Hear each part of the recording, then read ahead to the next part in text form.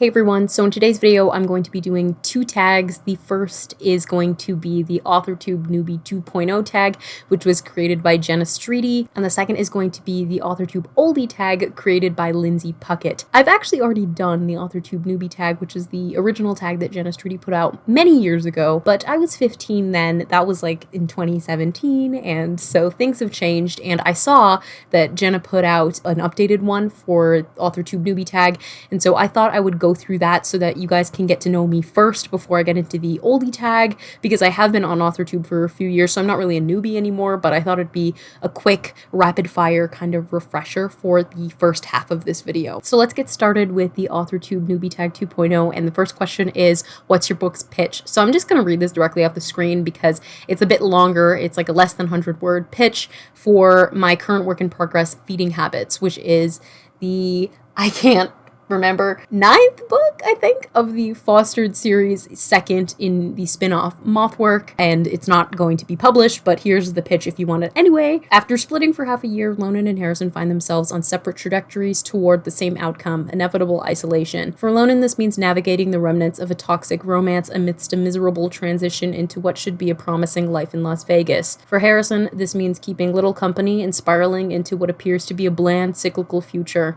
While both men follow separate directions, their decisions unknowingly lead them more and more toward the same path. They just have to decide whether or not they'll follow it. Like I said, that is from Feeding Habits. Feeding Habits doesn't really have like a proper genre.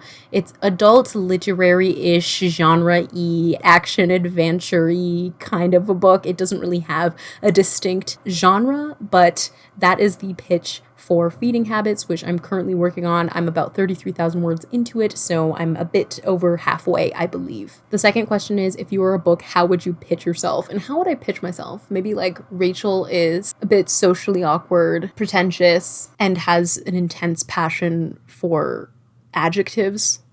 The third question is, what do you usually write? The answer is adult literary fiction. Back when I did this, I think I probably said dystopian. It was a long time ago that I did that tag, but I no longer write young adult. I no longer write genre fiction. I write adult literary fiction primarily. I dabble in some short fiction, mostly novels, and I also dabble in a bit of poetry, but mostly adult literary fiction, except for like Feeding Habits, like the Fostered series is kind of a bizarre mix of a few things, but it definitely has more of a literary edge. Question 4 is, what's something you'll never write? And the answer is fantasy. I don't like fantasy. Please don't unsubscribe. I can't stand fantasy. I've never liked it. First of all, I don't think I have the skill. If you write fantasy, you are skilled. I don't have the skill to world build. For me, fantasy was never really interesting, at least what I was picking up to read. But I'm sure there are like some cool fantasies nowadays, but fantasy never really intrigued me. I don't engage with fantasy. I'm sorry. I know it's like the most popular genre, but I don't like fantasy very much, so I'll never write fantasy. Question 5 is, what's your goal for starting an Authortube channel? As you guys know, I've been on YouTube for quite some time, which I'll get into in the Authortube oldie tag, but my original goal was to bring my blog content, because I have a Tumblr blog, onto a different platform, like a video platform. Currently, it is like to share my writing journey and also to edit videos, because I adore editing videos. Question 6 is, what made you want to start writing? And the answer is my sister.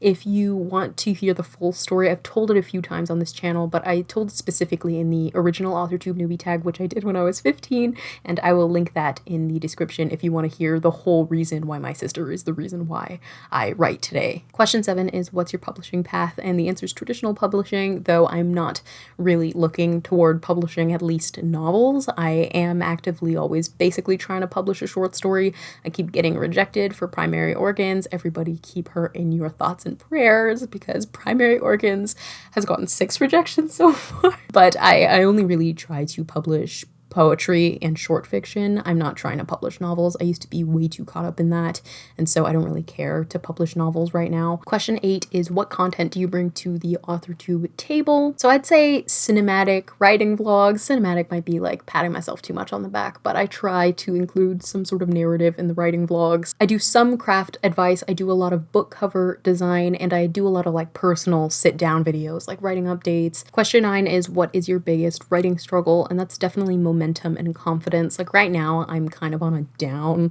in terms of my writing. It usually fluctuates, but I'm definitely in the well right now, the bottom of the barrel. I usually get pretty tired after I finish something. I just finished a short story, so I get kind of tired. I don't really feel like pumping myself up, and then that can lead to some insecurity, and sometimes I just don't have the actual objective ability to be able to look at my work and actually enjoy it. A lot of the times when I write something good, like I will know it's good, but for example, with my Mothwork series right now, every single time I write that book, most of the time I really struggle to like anything I write, and I show it to my sister and she's like, what's wrong with you? And I don't know, it's just kind of weird. I talked about this in, I think, Writing Vlog 20, I will link it, about sort of disillusionment and sussing yourself out of thinking that your own work is good. It's kind of weird. Question 10 is, what's your best writing skill? And I would say prose and like style and also specific imagery. I think I'm pretty good at imagery and also descriptions in general, but I'm pretty proud of my prose style, especially like my literary prose style. I'm really proud of how far I've sort of taken my writing. I'm actually planning on doing a video of comparing my writing from when I first started writing when I was 12 to right now, I guess, when I'm 19, so that you guys can even see the distinction, because I'm actually really proud of the stylization. If you've been on YouTube for a while, what's your biggest AuthorTube tip?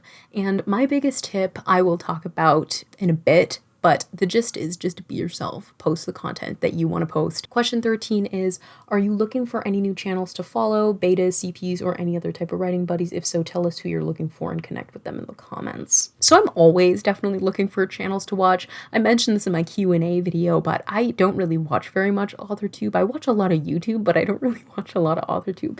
So if you have a channel and you want to shout yourself out, please leave your channel in the comments. I would love to support you guys. Question 14 is, what are you most excited for during this new fresh start on AuthorTube? Obviously, it's not super new for me, but in general, a community. I guess because my community has expanded, this definitely applies more now than ever.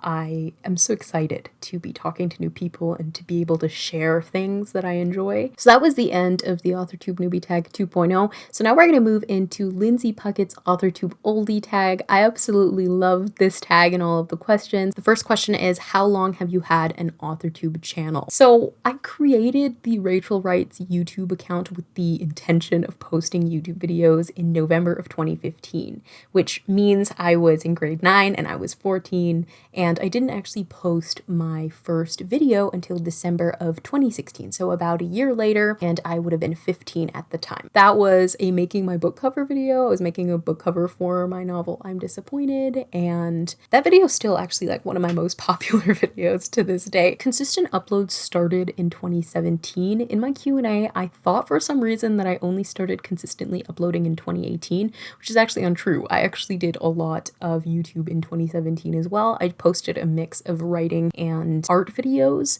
It was mostly writing, art, and book covers. It wasn't too many videos, but in 2018, I started posting consistently and posting a lot of writing videos. So I've had the channel for just about 4 years. I've been posting on here, maybe 3 years. It's kind of up in the air. Question 2 is, what aspect of writing have you improved since joining?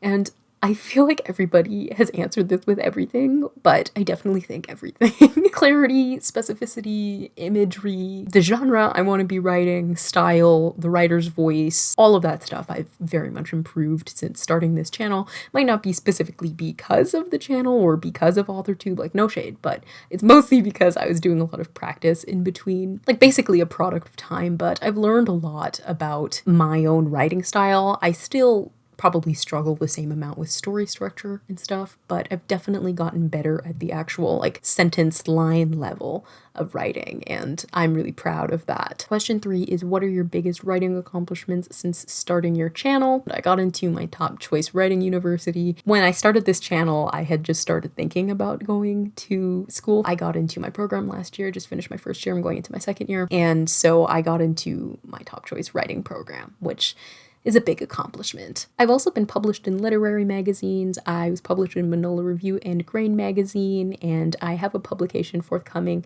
in Young Voices. I haven't announced that on this channel, but if you remember my publication announcement last year, which was me with my blue hair and like Sarah and Ashley were in the video, I was published in Young Voices last year, and they published me again this year, and Sarah and I are published in the same issue, which is literal dream come true for me when I really wanted to be published in this magazine when I was like 11. Me and Sarah are now going to be twinning in the magazine. It's very exciting. I've had publications elsewhere as well in that time too, not stuff that I usually put in my bio, but if you want to find out, just ask me and I will link you up. But I'm really excited about that upcoming publication. It is for a short fiction, flash fiction piece, I guess, called Mama Lives in My Mouth. It is the weirdest short story. It is about a child who goes swimming in a pool, but like almost drowns. And so their mother dives in to save them, and in a very protective move, shrinks herself down and swims into her child's mouth and sort of lives in their gums for a few reasons. Number one, because she is having trouble letting go of her child and doesn't want her child to sort of be taken away from her again because of the scare in the pool. And number two, because of gentrification has made rent too high, and so she can't afford her rent. And there's a line in that story where the mother says, because she lives in her like child's teeth, she says, calcium is the only place where gentrification can't get you. That's all I have to say about that. That is a really big accomplishment. And in general, just continuing to write has been a wonderful accomplishment for me. Question 4 is, has your drafting style, plotter, pantser, etc. evolved since you began your channel?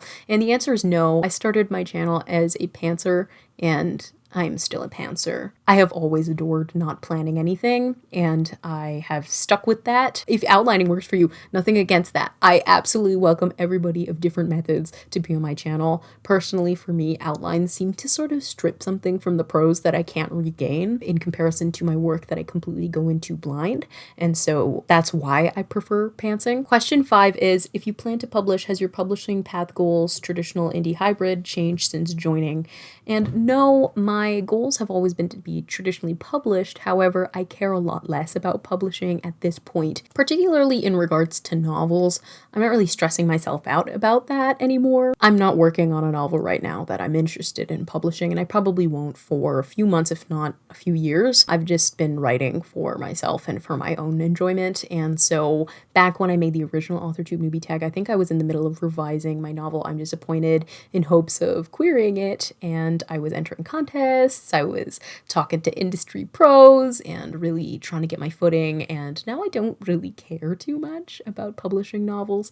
Publishing short stories is different, so obviously I traditionally, I guess, publish them through literary magazines. I don't post them on my own blog, even though I wish I could sometimes. I want to share stuff with you guys. The goals haven't changed, but my care about the goals have changed a lot. I really don't think about publishing novels at all anymore. Question 6 is, what is something writing or channel related that you learned the hard way? And this is sort of feeding into what I just said, and that is publishing is not the be all end all. I worked so hard revising books to be published, doing everything to be published, that I kind of oversaw my love for writing and my passion for writing. I actually really enjoyed the revision process and, getting excited about publishing. I think I was getting a little bit ahead of myself. And so I learned after 10 drafts of a book, entering like probably half a dozen contests, talking to many industry professionals, getting critiques from many different people, doing 2 beta rounds, that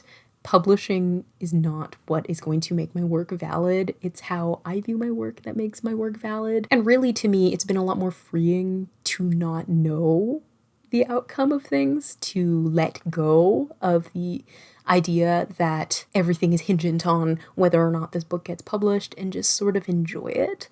I'm still very, very conscious of quality, maybe too much so because that feeds into insecurity. I'm not really thinking about, well, this is going to be in front of like an audience of like 5,000 people who are going to buy my book. I don't really worry about those things anymore. After spending so much of my early teenage years stressing, I have now realized, as I am exiting my teen years, that publishing really truly is not the only reason why your book is good. For me, in my journey, I no longer want to be hinging quality on publication. Like I said, Primary Organs, my short story, has gotten rejected so many times in so little time, like probably like 4 months it's gotten rejected so many times.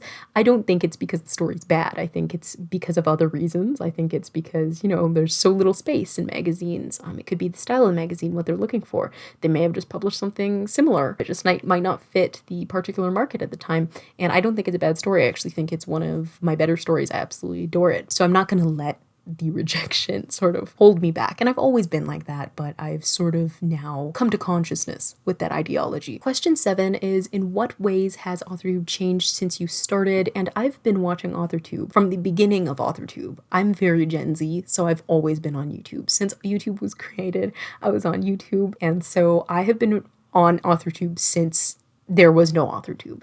And so I've seen it change. I think Lindsay really nailed this in her video. First of all, I think it's gotten a lot bigger. There are a lot of smaller channels like myself. There are a lot more bigger channels too. There used to only be like 1 or 2 bigger channels, but now it's kind of exploded a bit. I think we've also moved a little bit away from advice style videos and gotten into a bit more of a personal avenue when it comes to video making. So vlogs or sit down videos that are talking about like my personal process doing XYZ. And I actually really enjoy that. Like I said, Lindsay did a really good job explaining this in her video, but I like seeing the changes as Authortube has gotten bigger. It's really interesting to see the change over the last so many years as somebody who's been on Authortube for a very long time, whether watching or creating. And so I think that the community has gotten bigger. It's gotten a lot more personal. There's a lot more live streams now. I know some people asked me if I would do that, not when I'm living here, in the future, yeah. And I think that's really cool. The sense of community has really sort of increased, and I really like that. Question 8 is, what is something that frustrates you about Authortube?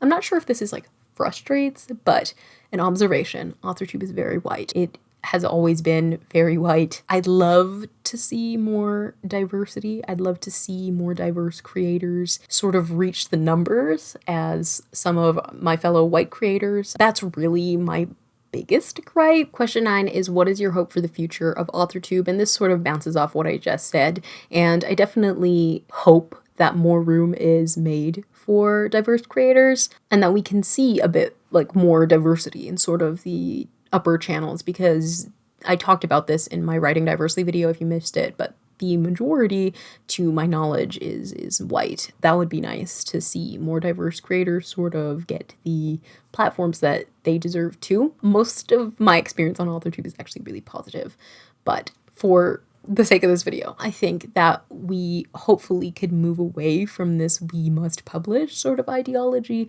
I think seeing a lot of publishing stuff on Authortube is awesome. I'd love to see more people, however, who aren't writing for publication and aren't really like focusing so much on publication. Not that I think there's anything wrong with that, but I think that would be kind of a change. I think it would be interesting. But I've been watching Authortube since the beginning, which means I was very young. It was basically when I started writing. I was not even a teenager yet. I know for me it was very influential in a negative way to see a lot of talk about publication or advice in the context of publication, because writing advice can technically be amazing writing advice. It doesn't necessarily need to be in relation to publication. Does that make sense? But a lot of it at the time was in relation to publication, and I know that it kind of added a pressure to me. So I think keeping that in mind for the younger people, because I think there is actually a large saturation of young teen viewers watching Authortube, I'd love to have more of this platform where they don't have to worry so much about like jumping ahead to publication and sort of learning to love your writing without having to publish it, for example, while also still learning how to take an interest in publishing if they're interested in that. Like, for example, me, I was really interested in publishing when I was 14, 15, and so learning about that was really helpful, and Authortube was an awesome outlet for that. But on the flip side, when that felt like a bit too much, like, oh, I must do it right now, I would have loved to see more content where it was like, it's okay to like not publish and to just write stuff because you want to. And so I'd love to see more of that on Authortube in the future. And the last question is, share some oldie wisdom for newbie Authortubers. And like I said before, I think absolutely number one is be yourself and make content that you want to make. Don't fret about the numbers and not having an audience. I know it can get a little bit sad. And I remember the first time a video of mine hit 100 views, I was really excited. So you are allowed to have those feelings of excitement when things start ramping up, but don't worry too much about it because there are really small communities, for example, like my channel, that are awesome no matter their size. And I know I'm the one who's like refreshing YouTube Studio like 20 times a day. So as somebody who does that, I definitely know if I'm gonna like zoom out for myself in the long run, it's better for you if you don't stress too much about the numbers, but maybe perhaps incorporate things in your skill set, maybe outside of writing, that also pertain to your channel. Like for example, I also love graphic design, so I include a lot of book cover making videos that you guys seem to enjoy on that, and so that's kind of a part of my brand on here. I love filmmaking and I love video editing, and so I add a bit of like cinematic twist to my writing vlogs, doing things that are sort of already in your interests and adding those into your videos to add a little personal thumbprint to your work and to your videos is really helpful. And you know, try to, again, like I said, put your thumbprint on everything, like your thumbnails, the way you edit intros, your outro music. Make it very distinctly you. Like I hope when you guys go on my channel, you can sort of test out my vibes. Like I feel like you see the poster wall behind me. Obviously that's like my vibe. So I'm hoping that my YouTube also kind of has the same vibes as I get from like my posters. For example, try to put yourself into the content. Some more practical advice: learn keyboard shortcuts. I have an entire video on how I edit my Authortube writing vlogs. Keyboard shortcuts is very helpful. If you learn it early on, you'll save a lot of time. Originally, when I started editing, I didn't learn keyboard shortcuts. I only started implementing them recently, like maybe a few months ago or like a year ago. And so it's actually saved a lot of time since learning that. So if editing is frustrating you and taking up too much time, you hate editing videos, keyboard shortcuts, you're going to start loving it when you learn keyboard shortcuts. And another practical tip, get a good audio setup. Invest in like headphones with like a microphone if your phone doesn't have good audio. If you have an iPhone, they have awesome mics. I personally use a microphone. I'm going to pick this one up. This is going to be a bad thing. This is my microphone. On Amazon, I think it's like 30 bucks or 40 bucks or something for like a sit-down microphone like that. If you don't have the money to invest, don't worry about it. You can, again, use your phone, but just get closer to the camera. Really focus on your audio. My audio setups in the beginning, I was trying to make them sound good, but they just sounded awful. And so film is like half audio, half visuals. And so if you watch a video that has bad video quality, but awesome audio, the viewer probably won't notice. But if it's vice versa, bad audio, good video quality, the viewer will notice. So really focus on the audio and try to cut up your speech as much as possible. Don't leave long pauses is what I mean. So if you're talking and you're kind of ambling, cut that in edits or redo the take. Don't really worry about it in the beginning. Just take it easy, have fun. But that's some of my practical advice. But my, nice advice, have fun, be yourself, get used to the camera. I'm much better at talking to the camera than I was years ago, and so it's going to take some time, it's going to take practice, but just have fun. Don't worry about it. You're going to be awesome. And let me know what your channels are because I'm going to subscribe to you. But anyway, that's the end of this video. I had a lot of fun answering these questions. Thanks again to Jenna Streety and to Lindsay Puckett for making both the tags featured in this video. I hope you guys enjoyed it. Anyway, that's going to be it for this video. Thanks again for watching, and I will see you in the next one. Bye!